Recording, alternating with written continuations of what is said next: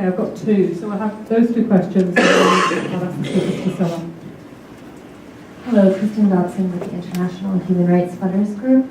Lou, you mentioned the restrictions around the Red Cross operating in the area, and I wanted to get a better sense of local civil society collaborations with groups based outside of the region and outside of India, what role you see for that. And then specifically for foundations who might want to provide financial support for human rights work within the area. Is that something that's helpful? Is that something that puts you in greater danger? Could you speak a little bit about those dynamics?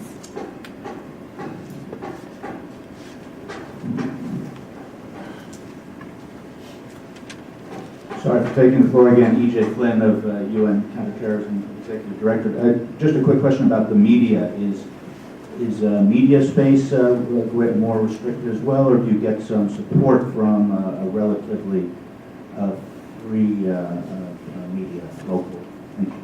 Thank you. Can I ask you to make any concluding remarks you want to make at the same time? And if you do want to make any comments, of course we're here because of it's the official review of the UN Global Counterterrorism Strategy. So if there's anything you want to say about that, also please sum up at this point. So Benita, do you want to go first?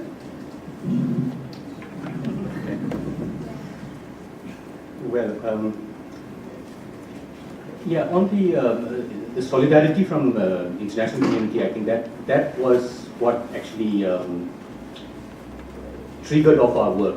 Our first work on documentation was basically sending documents to Amnesty International and coming up with small urgent appeals, and then somehow it continued.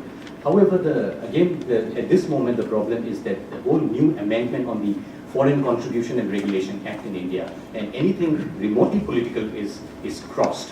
And the way in which this clearance for this permit, this is a permission that you've got to take from the Central Home Ministry before any NGO can receive foreign funds. And the processing of this is done separately if it comes from Northeast India or from Kashmir. And when you use a word like human rights, that's, wrong number, it doesn't really fly. However, of course, I think that's really the only oxygen with which we have to survive. So one is to find creative ways in which project has to be parked elsewhere, and consultancies have to be worked out wherein a little bit of funding comes in. So this new FCRA regime is also a very, very problematic area, but nevertheless there are ways in which this can be worked out. In terms of the media, there is of course in some areas there are active local medias. The problem is they don't go much beyond the region. And the media in India to a large extent is this bordered of what's happening in that area, unless and until like 5 soldiers got killed, then it comes to the headline. But the day-to-day life is, or the issue of Irom Sharmila's 12 years of hunger strike, because it also is very close to Mahatma Gandhi's nature of protest, gets some visibility. But beyond that, to create an interest of the media houses in Delhi is also a huge challenge. It is slightly better than what it was 10 years ago, but still I think a lot needs to happen. In terms of international press, in the last year or so, with the opening up of this restricted area permit, New York Times have, for example, done 2 stories. Economists have done maybe 2 stories by now. So slowly it is coming in, but I think it requires a lot more than there is very, very little visibility and isolation.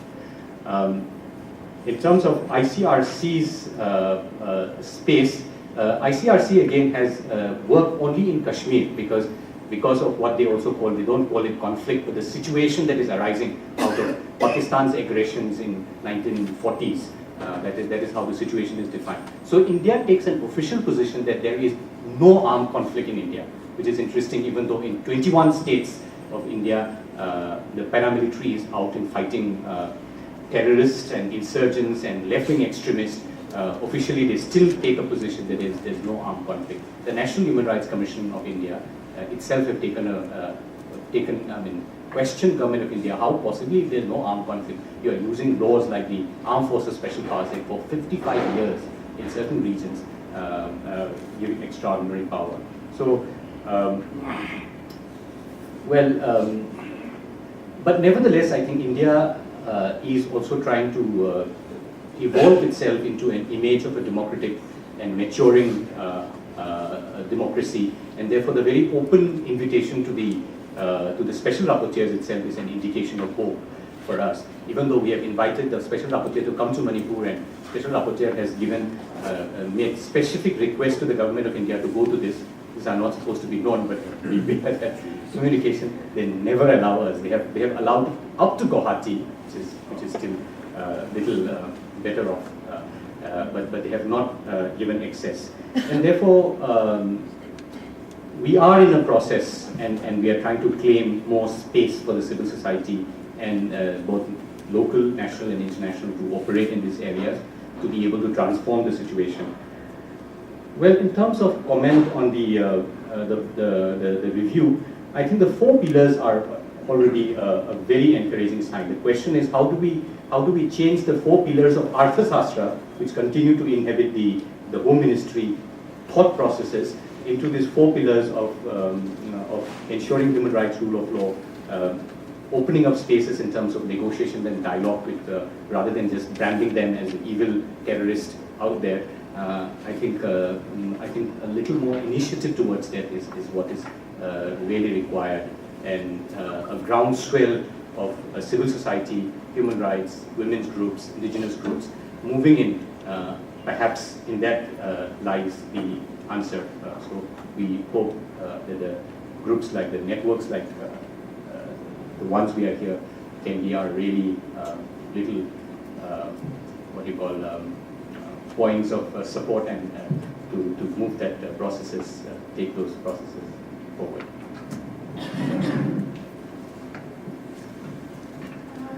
I would just like to add on this media, like the local media are mostly, if you see in Northeast context, like the state where I'm coming from, Assam, and mostly they are controlled by some politicians. So sometimes it's very difficult to raise, like the civil society voices are not raised by the local media.